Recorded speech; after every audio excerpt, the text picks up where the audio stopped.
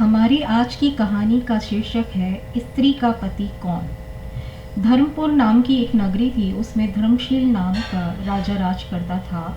उसके अंधक नाम का दीवान था। एक दिन दीवान ने कहा, महाराज, एक मंदिर बनवाकर देवी को बिठाकर पूजा की जाए तो बड़ा पुण्य मिलेगा। राजा ने ऐसा ही किया। एक दिन देवी ने प्रसन्न होकर उससे वर मांगने को कहा। राजा की कोई संतान नहीं थी। उसने देवी से पुत्र मांगा। देवी बोली, अच्छी बात है, तेरे बड़ा प्रतापी पुत्र प्राप्त होगा। कुछ दिन बाद राजा के एक लड़का हुआ। सारे नगर में बड़ी खुशी मनाई गई।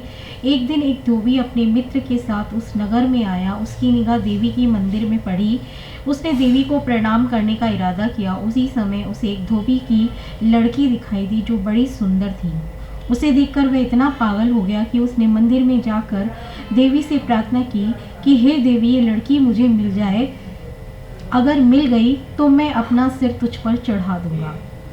इसके बाद वह हर घड़ी बेचैन रहने लगा। उसके मित्र ने उसके पिता से सारा हाल कहा।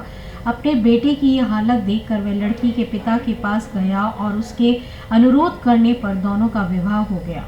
विवाह के कुछ दिन बाद लड़की के पिता यहाँ उत्सव हुआ। इसमें शामिल होने के लिए न्योता आया। मित्र को साथ लेकर दोनों चले।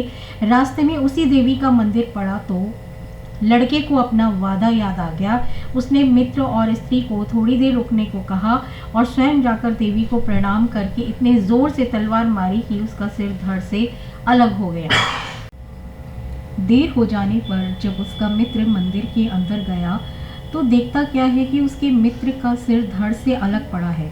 उसने सोचा कि ये दुनिया बड़ी बुरी है। कोई ये समझेगा नहीं कि इसने अपने आप शीश चढ़ाया है। सब यही कहेंगे कि इसकी सुंदर स्त्री को हड़पने के लिए मैंने इसकी गर्दन काट दी। इससे कहीं मर जाना अच्छा है। ये सोच उसने तलवार लेकर अपनी गर्दन उड़ा दी।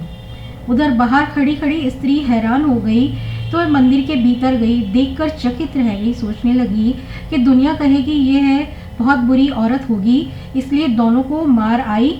इस बदनामी के डर से मर जाना अच्छा है। ये सोच उसने तलवार उठाई। जैसे ही वह गर्दन पर मारनी चाहिए तो देवी ने प्रकट होकर उसका हाथ पकड़ लिया और कहा, मैं तुझ पर प्रसन्न हूँ, जो चाहो सो मांगो। स्त्री बोली, हे देवी, इन दोनों को जिवा दो। देवी ने कहा, अच्छा, तुम दोनों के सिर मिलाकर रख दो।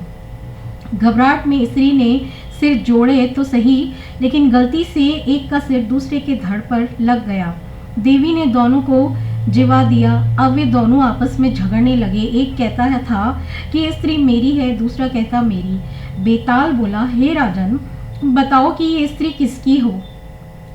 राजा ने कहा, नदियों में गंगा उत्तम है, पर्वतों में सुमेरु, वृक्षों में कल्प वृक्ष और अंगों में सिर, इसलिए शरीर पर पति का सिर लगा हो वही पति होना चाहिए। इतना सुनकर बेताल फिर पेड़ पर जाकर लटक गया और राजा उसे फिर लाने गया तो उसने आगे की कहानी कही।